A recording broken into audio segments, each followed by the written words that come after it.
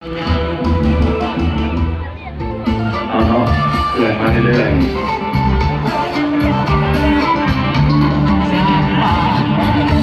ทุกท่านได้ผ่านนะครับหลายแนวทางเดินต่อใจอ้ให้เธออยากรู้จะไปใกล้ตา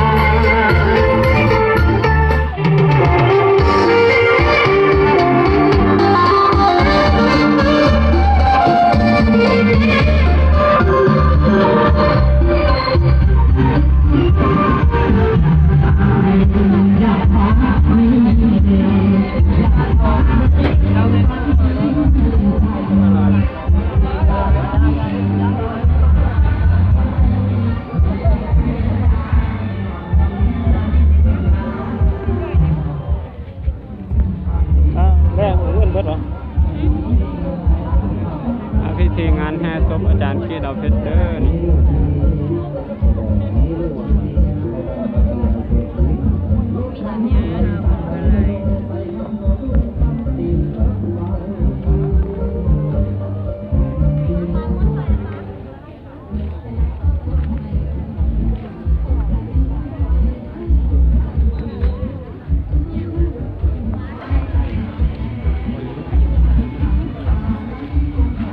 เพลงมาฝัง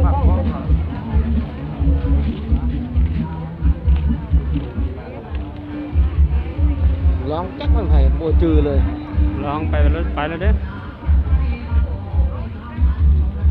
รถบ่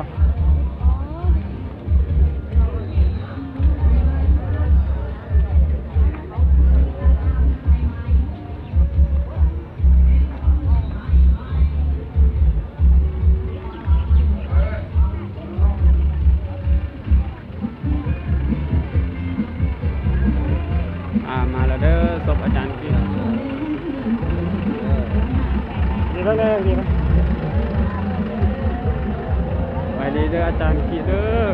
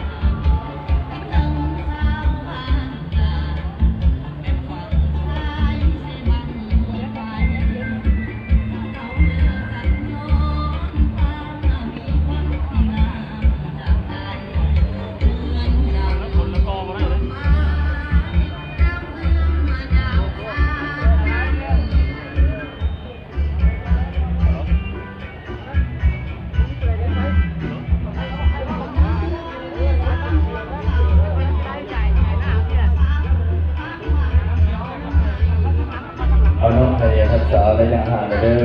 น้องกระดับทุกวันที่มาห่วงงานการปฏิบัติตนในวันนี้ได้ที่สิบสุดๆน้องก็เพื่อให้พยายามใช้เกลียวล้างมือและให้ใช้ผ้าปิดปากเนาะที่อยู่ได้บอลแอร์เราก็ได้ทันเนาะเพราะว่าคือผู้นำกันเลยว่าทรงวันนี้จะคือพญานั้นมันกับโบว่าบุคคลไหนที่เป็นเนาะในนั้นก็ที่ว่าได้เอาใจใส่ตามคำสั่งเนาะให้เข้มขัดเข้มงวดอะไรเราประทานทุกวัน